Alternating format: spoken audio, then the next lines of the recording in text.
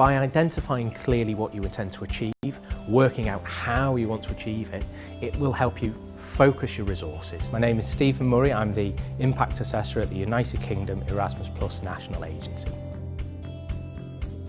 It's a workshop exercise. It's designed for project partners to come together and try and talk through what impact is for their project and what it means for each of them. The impact guide itself, it's a short series of exercises, a facilitated stage through a workshop, almost a cross sign, the plus. You gather around a work table and put this tool in front of you, and there are 4 stages of potential impact, whether that's systemic, learners, organisations or project staff. Stage 1 of the Impact Plus tool is exploring project aims and objectives. So the impact of your project, it may be to enhance the learning experience of learners. And that goes straight into the middle box of the exercise. You've now got a reference point in the centre box. What we want partners to do now is just discuss different things that could indicate that they have achieved some progress towards the impact in the centre. At this stage, there's nothing that's right or wrong.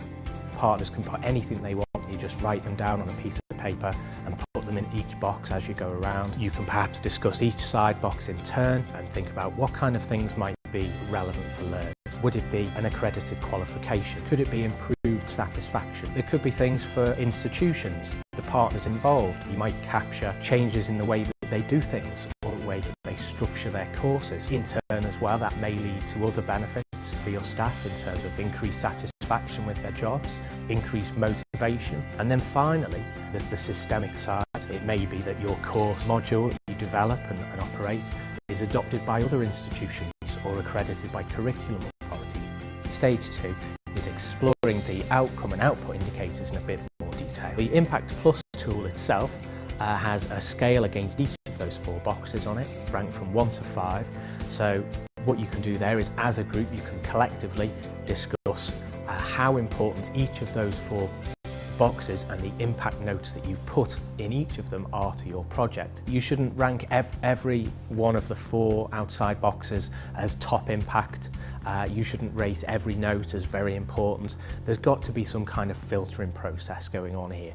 What you can do is simple exercise. You can pull all the short notes that you've written in each box, lay them out on the table in front of you, and then ask each partner to rank them.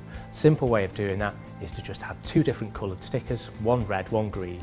Stage 3 of the Impact Plus exercise is about identifying potential data sources and data collection methods. It's very similar to the very first stage where you put all your notes on the outside boxes. You extract your chosen indicators, place them on the table in front of you or on a sheet, and then you ask all of the partners present, just write down on the note ideas for potential data sources. One of the best ways to make best use of your time and resources is to look at what's already there. Stage 4 of the Impact Plus exercise is about bringing it all together. There's a simple tool that we provided. It's just a simple table that helps you drop all this information into. It's a nice, easy reference piece.